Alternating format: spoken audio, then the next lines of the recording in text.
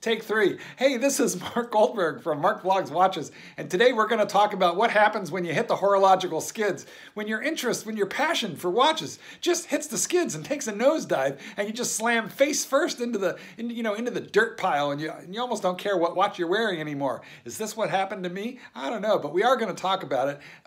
But first, it's time for a quick wristwatch check. Wearing the James Cameron Rolex Deep Sea Dweller edition. And yeah, let's talk about what's going on in my collection and in my head next. But first.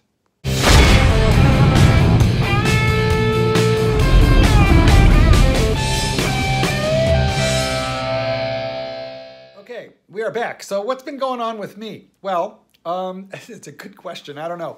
I think I have spent the last 2 years obsessing on watches to the point where I just almost couldn't think about anything else. And so that kind of left me constantly revving up about watches. I bought, and that's another thing. Okay, here, not only did I spend more time than you researching watches on internet, and although I am an international YouTube sensation, slightly junior to the pontiff, but growing, right? I think, what am I, up to 3,500 subscribers now? So Archie, you better look out. Although, fuck that. If you don't watch Archie's stuff, you should. How can you unsubscribe to Archie like I did? Well, it didn't last long. You got to resubscribe. Anyway, why am I making this about Archie? This is really about me and my personal journey. So here's the reality of things. I spent a lot of time obsessing, researching, and collecting watches. Probably you've done the same thing. The problem is that it turns out that I have a weakness in my strategy. Who knew? But I've discovered something about myself, and that is I'm really pretty damn good about buying watches. Which is to say, I will research them and I will find a good price. And who gets a Batman for $7,400? Me, I did, brand new. With the original plastics that, 6 months old, but, so not in the plastics, but I got every hang tag receipt, all the plastic shipping box, that comes from Switzerland, as well as the, the full kit. Anyway, that's an extraordinary deal. Of course, the problem was I already had a black on black ceramic GMT, and I figured, well, I would just flip it. I couldn't do it. I finally did it, but it took me months and months and months to get around to selling that watch. And that really turned out to be my problem, okay? Here's my issue.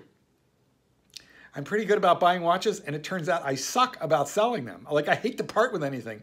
I don't have seller's remorse. I have pre-seller's remorse. I actually get remorse before I sell.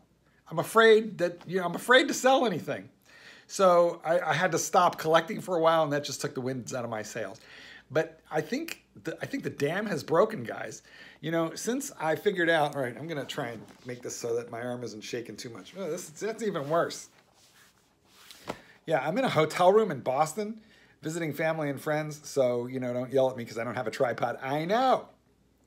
But anyway, I sold the GMT.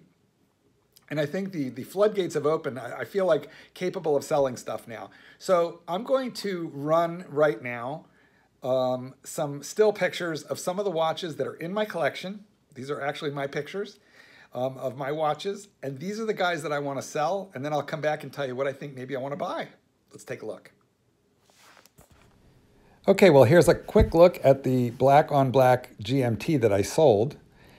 And now, boy, this is something that I'm thinking maybe, do I part with or don't I? I'm having a little trouble with this one. I think this one I keep. It's an old school Sea Dweller in ceramic. It's a 16600, or is that a 1666? I don't know, but it's a cool watch. This, I think, has to go. It's a two-tone Blue Z, a 16613.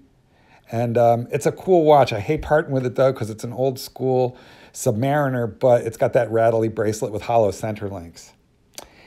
This one gives me a little trouble too, honestly. It's a blue Pelagos. It might not have held its value, but it's might be a keeper. And now this definitely has to go. I like it, but there's just no place for it in the collection.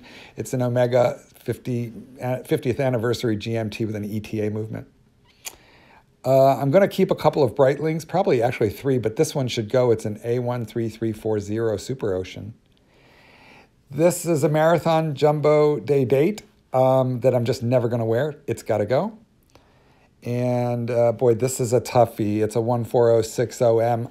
I feel like I'm never going to wear it, but what do you think? I need opinions on that one, guys. Do I keep it or sell it?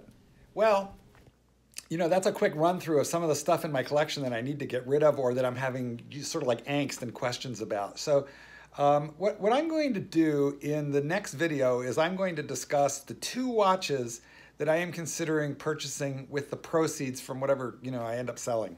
So we won't talk about that now. This video has gone on long enough.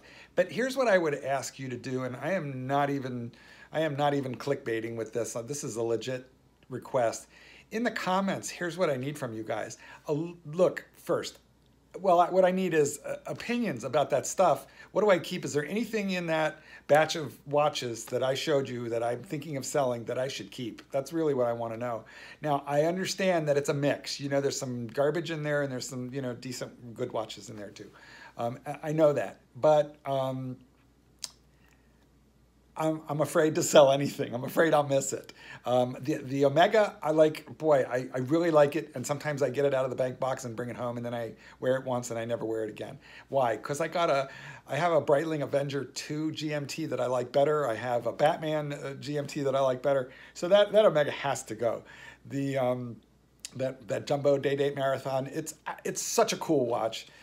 For somebody who would wear it, and then turns out that's not going to be me. I have a lot of manly, tough, you know, big beater watches. I'm never going to wear that one, so it's got to go.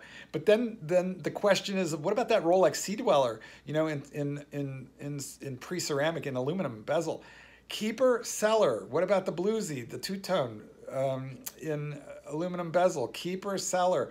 What about the Submariner pre-ceramic, the 2-line, you know, is that a keeper or a seller? And you could make an argument either way, but what I would need to do is I need to free up some money. I don't want to just keep acquiring. You know what, I guess I'm a little worried about selling, of course, but on the other hand, I'm worried about keeping and not keeping my $5,000, you know? So like I have too much money tied up in watches. I got to reduce that. So mentally, to justify purchasing one of the 2 watches we will discuss in the next video, I got to free up some money, guys. So look, in the comments, please tell me, what do I keep? What do I sell based on what I showed you? If you're familiar with my collection and there's something else you think I should sell, fine. This baby, it's never going, okay? It's not up for grabs. The James Cameron stays. Anyway, I will appreciate some help with that. Also, please like and subscribe. Let's get this channel moving along. And hey, join me in the next one when we talk about what am I going to do next. Mark Goldberg, peace out.